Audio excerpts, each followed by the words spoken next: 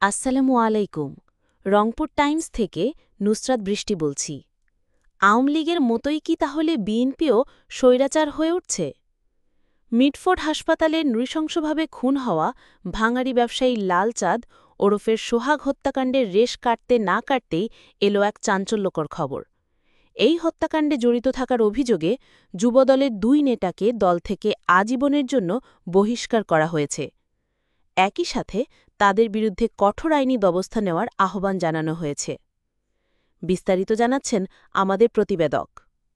ঢাকার sir Salimullah medical college Mitford হাসপাতাল এলাকায় ভাঙাড়ি ব্যবসায়ী লাল চাঁদ ওরফে সোহাগ হত্যাকাণ্ডের ঘটনায় পরিবার একটি মামলা দায়ের করে। এই মামলায় আসামি করা হয়েছিল যুবদলের কেন্দ্রীয় নির্বাহী কমিটির সাবেক সহ জলবায়ু বিষয়ক সম্পাদক রজ্জব আলী পিন্টু এবং ঢাকা মহানগর দক্ষিণ যুবদলের যুগ্ম আহ্বায়ক সাবাহ করিম লাকিকে।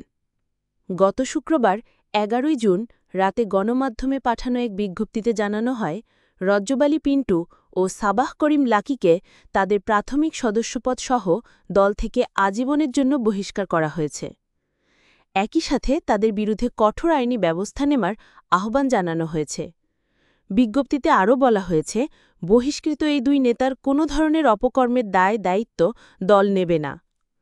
যুবদলের সকল পর্যায়ের নেতাকর্মীদের তাদের সঙ্গে সব ধরনের সাংগঠনিক সম্পর্ক না রাখার নির্দেশনাও দেওয়া হয়েছে।